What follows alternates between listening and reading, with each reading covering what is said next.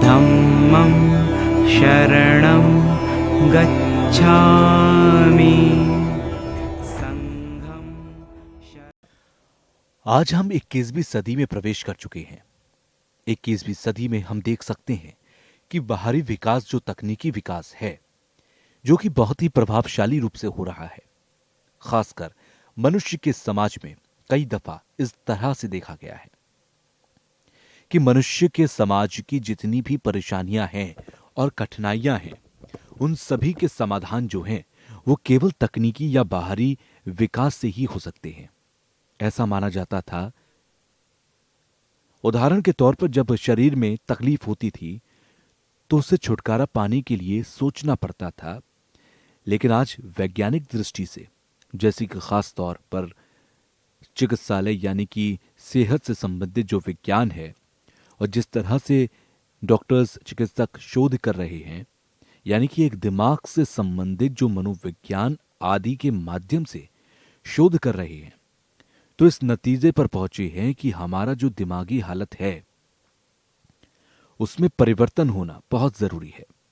केवल बाहर के विकास से संभव नहीं है और हमारे विज्ञान या जो सोचने का बल है, ताकत है, सोच विचार जितने भी हैं, तो उन सोच विचार में जब तक काबू नहीं रखोगे तब तक हमारे लिए दुख से छुटकारा पाना संभव नहीं है।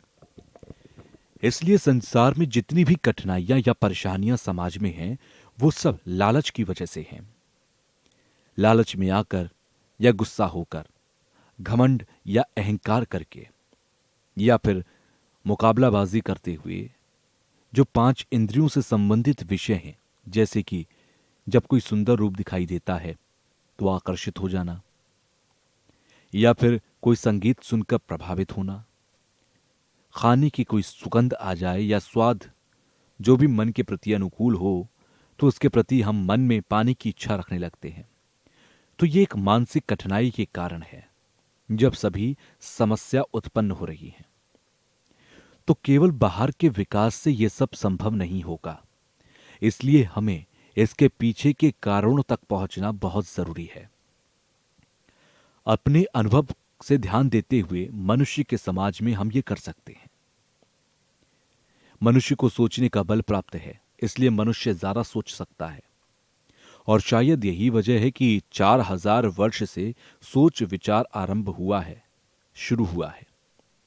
और फिर सबसे पहले उदाहरण के तौर पर धर्म के प्रति आस्था रखना, क्योंकि धर्म के प्रति आस्था रखने का एक तरीका माना गया था, और दूसरी तरफ फिर मनुष्य में सोचने का बल होने के कारण उसे एक प्रमाण चाहिए था। तो प्रमाण क्या है, वजह क्या है? इससे काट छाट करने के लिए वो सोच विचार के प्रवेश किए गए थे, और कुछ लोगों का उस काल में ऐसा भी सोचना था कि शून्य के लिए किसी विशेष व्यक्ति को, जैसे कि भगवान आदि पर छोड़ते हुए, उन पर विश्वास करते हुए, और इस तरह कुल मिलाकर देखा जाए तो संसार में जितने भी धर्म हैं, उनकी जो शिक्षा है, उनका जो मूल है, जैसे करुणा, मैत्री, प्रेम, उसके प्रति एक सम्मान है। क्योंकि समाज में जितनी भी कठिनाइयां हैं तो उन कठिनाइयों की वजह क्या है? जैसा कि मैंने पहले भी बताया था कि एक दूसरे के प्रति मुकाबला रखना, गुस्सा करना, इसलिए ये जो गुस्सा है उसे खत्म करने के लिए सहनशीलता बनाई गई है, और बर्दाश्त करना, साथ ही प्रयास से भी हम इससे छुटकारा पा सकते हैं। दान देना, त्याग करना, एक तरह से इसका अभ्यास है। तप करना, इन सब से हम क्रोध से छुटकारा पा सकते हैं। यही वजह है कि सभी धर्मों में करुणा, प्रेम, सहनशीलता, संतुष्टि रखना, शीर का पालन करना, गुस्सा ना करना, सभी धर्मों में एक समान देख सकते हैं। और फिर जैसे जैसे मनुष्य की सोच का विकास होने लगा तो फिर ऐसा माना जाने लगा कि एक प्रमाण होना चाहिए, एक सबूत होना चाहिए कि किन वजह से ये सब उत्पन्न हो रहा है। तो यही वजह है कि सबूत के तौर पर एक काटछाट करते हुए इसमें इस नतीजे पर पहुंच सकते हैं कि दर्शन और सिद्धांत की इसमें कमी महसूस की गई है। तो जैसे कि सैद्धांतिक तौर पर कुछ लोगों की ईश्वर के प्रति आस्था है, उनका यह मानना है कि एक ईश्वर है जिसने हमें बनाया, तो उस ईश्वर के प्रति, हम मालिक के प्रति, उस ईश्वर ने हमें बनाया है प्रेम से, और प्रेम के बीज जो हम में हैं, और प्रेम के बीज हम में होने के कारण हम अगर प्रेम से अभ्यास करें तो वो प्रेम से अभ्यास करना ही ईश्वर के प्रति एक पूजा है। उससे ईश्वर खुश होंगे और हम पर कृपा बनाकर रखेंगे। तो दूसरी तरफ कुछ लोगों का ऐसा मानना है, ऐसा सोचना सामने आया कि बाहर की जो कठिनाइयां हैं वो सभी भीतर से संबंधित हैं। उदाहरण के तौर पर केवल प्रार्थना करना ही काफी नहीं है। जिस तरह एक किसान अपने खेत में केवल प्रार्थना करके ही बैठे रहे और अभ्यास कुछ भी ना करें, खेती बाड़ी ना करें, तो फिर वो फसल नहीं उग सकती। और फिर उस फसल के लिए जरूरी होता है जल, उपजाऊ जमीन, मौसम का बदलाव। इस तरह के कर्म और कारण की जरूरत होती है, तब जाकर फसल उगती है। इसी तरह से बीमारी से छुटकारा पाने के लिए केवल प्रार्थना करना ठीक नहीं है, सिर्फ दुआ से काम नहीं होगा। बीमारी किस वजह से है, किन कर्मों से है, ये जानते हुए, समझते हुए तब जाकर हम इससे छुटकारा पा सकते हैं। इसलिए मानसिक तौर पर सोचना, क्योंकि ये जो दुख है, ये जो सुख है, ये मन से संबंधित है। क्योंकि जब मन अशांत होता है तब दुख और सुख की प्राप्ति होती है। इसलिए कर्म और कारण पर सोच विचार करना बहुत जरूरी है। और यही वजह है कि सभी धर्मों में ईश्वर को माना जाता है। सैद्धांतिक तौर पर तो वो कर्म और कारण पर जाते हुए इस तरह अपने आप को विश्वास में डाले रहते हैं। बौद्ध धर्म में सैद्धांतिक तौर पर ऐसा माना जाता है कि प्रेम और मित्रता की कितनी जरूरत है और वो कितना फायदेमंद है। केवल मनुष्य ही नहीं, हम जानवरों को भी देखकर ये समझ सकते हैं। वैज्ञानिक तौर पर कहा जाता है कि अगर जब कोई एक चूहा घायल हो जाता है तो बाकी चूहे जो होते हैं, जो साथियों के साथ बैठते हैं, वो उनके पास आकर उसे चाटने लगते हैं, उसे चूमने लगते हैं। तो इस तरह चाटते हुए वो प्रेम करते हैं, उससे वो चूहा जल्दी ठीक हो जाता है। ऐसा प्रामाणिक तौर पर है, प्रामाणिक तौर पर माना गया है। क्योंकि भले ही प्रेम शारीरिक तौर पर किसी को ठीक ना करे, लेकिन मानसिक तौर पर देखा गया है कि इसका प्रभाव होता है। क्योंकि जब मन में ऐसे ख्याल आते हैं कि मेरा साथ देने वाला कोई नहीं है, मेरा कोई अपना नहीं है, ऐसी जो सोच है, वो साथ देने वाले साथी होने से या मित्र होने से मानसिक तौर पर वो स्वस्थ हो जाते हैं। और हम अपने अनुभव से भी समझ सकते हैं कि जैसे हम जब पैदा हुए तो पैदा होने के साथ ही मां के प्रेम से ही जीवन यापन की शुरुआत होती है। तो जैसे जैसे समाज में प्रेम बढ़ेगा, उस हिसाब से विकास या हम उस प्रेम की वजह से ही उम्मीद की जा सकती है, शांति और उम्मीद दोनों संभव है। अगर प्रेम ना हो तो मन में कटुता, घबराहट, इसका जरा असर पड़ता है। प्रेम जो है वो आंख, नाक आदि जो द्वार हैं हमारे, उससे ही नहीं बल्कि ये एक मानसिक विषय है। इसलिए तहे दिल से ही प्रेम करें, ये ज्यादा जरूरी है। उदाहरण के तौर पर जब कोई शरीर में बीमारी होती है, शारीरिक तौर पर बीमार होते हैं, तो उस बीमारी से भी अगर छुटकारा पाने के लिए हमें व्यक्ति सद्भावना देते हैं तो मन में एक खुशी होती है। उस खुशी के ही अनुभव से स्वस्थ अनुभव किया जाता है। बीमार होने के बावजूद, दर्द होने के बावजूद प्रेम जो है वो हमें जानवरों में भी दिखाई देता है। जैसे कि जानवरों का कोई धर्म नहीं होता, तो बिना धर्म के जानवर जो हैं वो प्रेम रखते हैं किसी के भी प्रति। उनमें कोई धर्म नहीं है, कोई बंटवारा नहीं है। इसलिए मनुष्य भी चाहे किसी भी धर्म का क्यों ना हो, किसी भी धर्म को माने या ना माने, लेकिन प्रेम के लिए, मित्रता के लिए धर्म को मानना ऐसा जरूरी नहीं है।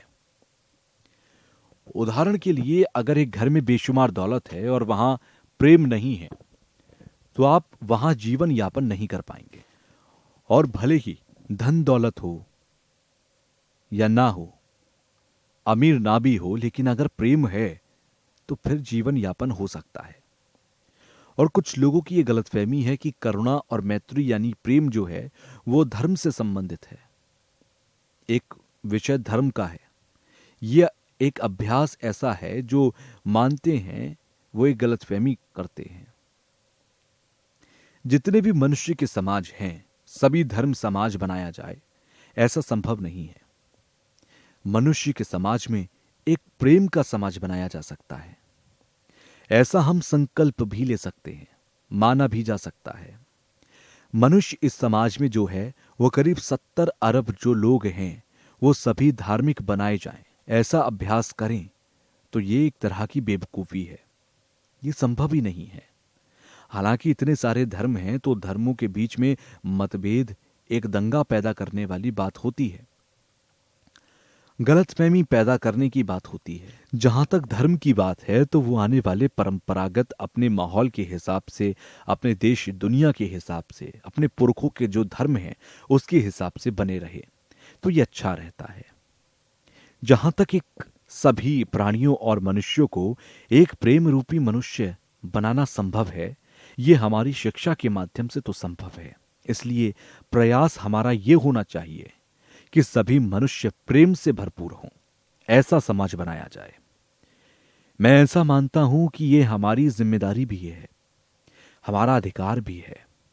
हमारी जिम्मेदारी को उठाते हुए हमें यह प्रयास करते रहना चाहिए। इसलिए मनुष्य में कोई भी हो, जब तक मन में कल्याण करने या दूसरों को फायदा पहुंचाने के लिए ये प्रेम को सोचते हैं, ये दिक्कत की बात है। हम अपने तजुर्बे से भी समझ सकते हैं कि जब किसी मनुष्य में मन के अंदर करुणा मैत्री की भावना ना हो तो हम केवल खुदगर्ज बन जाते हैं।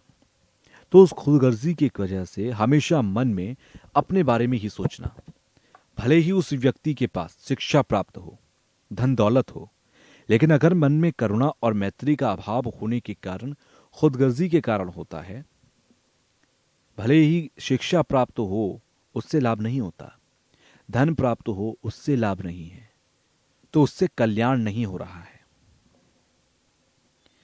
ये चीज हम अपने देश में भारतवर्ष में भी देख सकते हैं कि मनुष्यों के बीच में जैसे अमीर और गरीबों के बीच की बात हो, या फिर कोई अमीरी या धन की दौलत के बीच बहुत मानते हों, या किसी को नीचा दिखाना हो, तो इस तरह के भेदभाव करना ये किस वजह से होता है?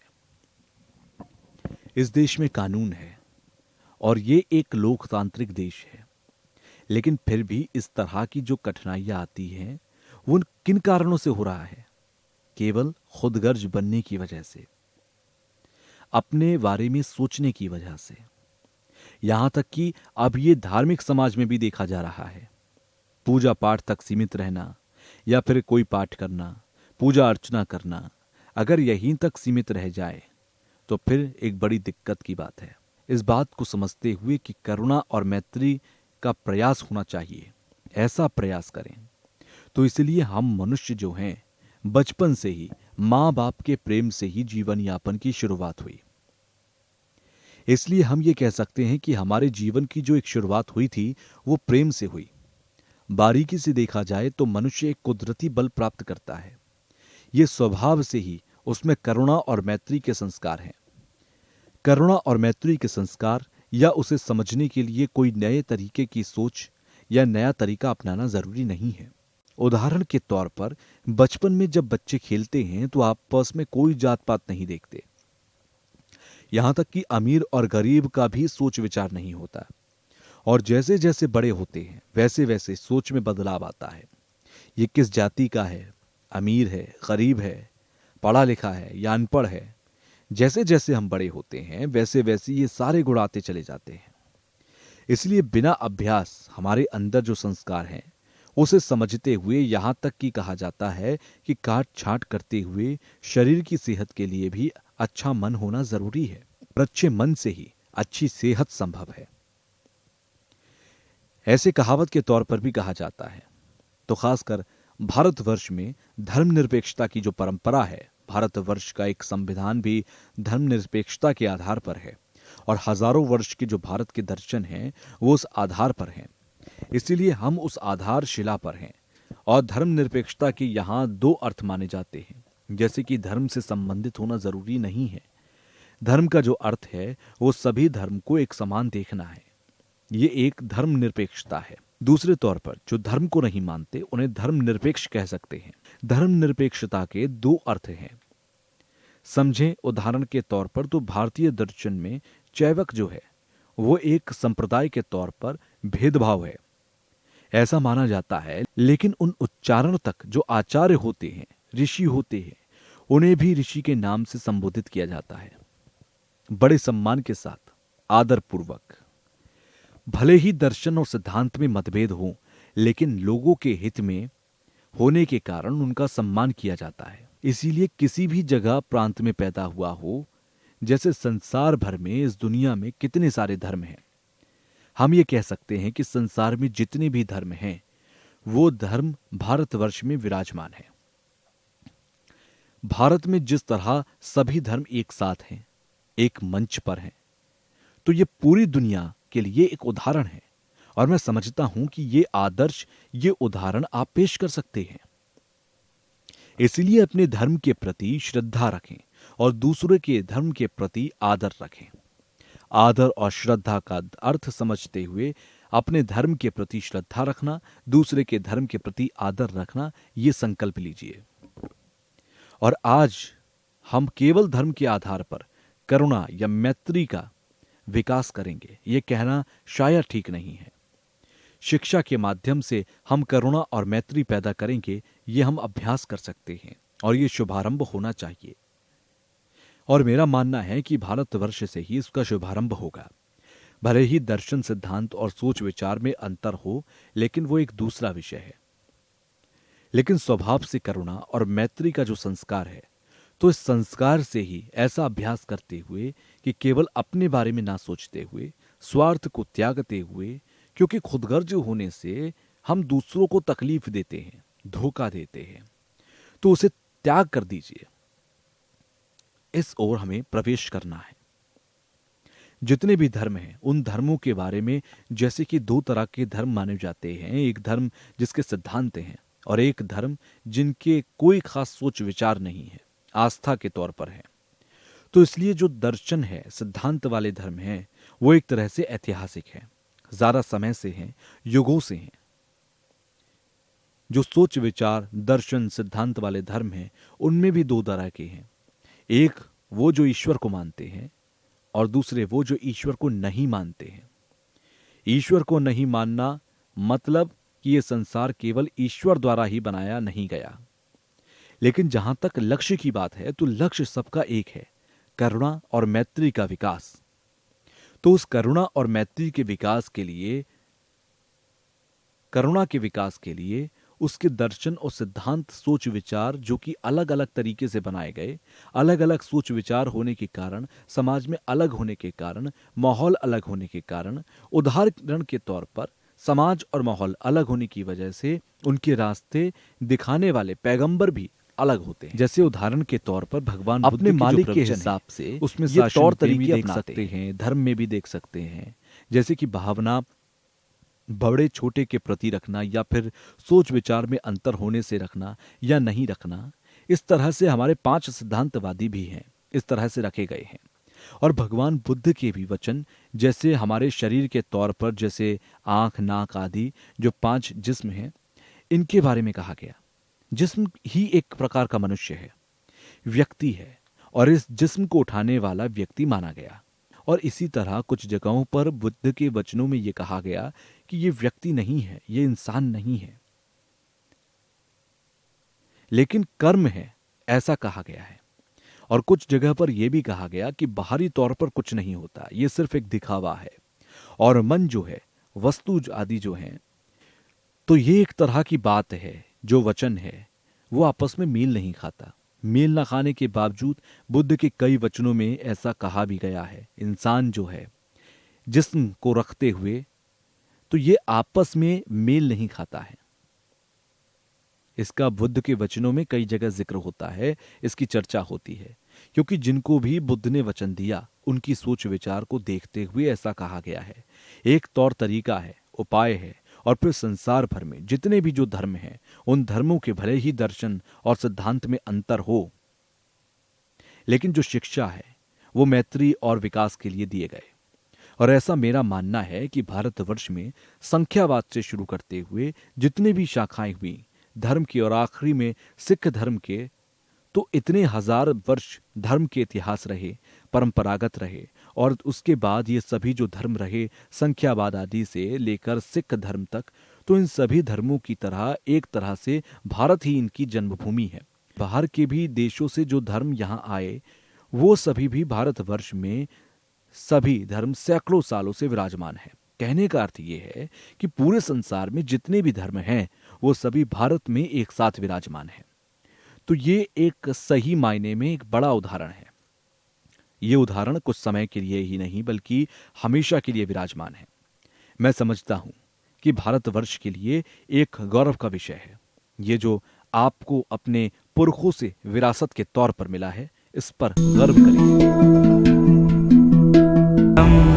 शरणं गच्छामि धम्मं शरणं गच्छामि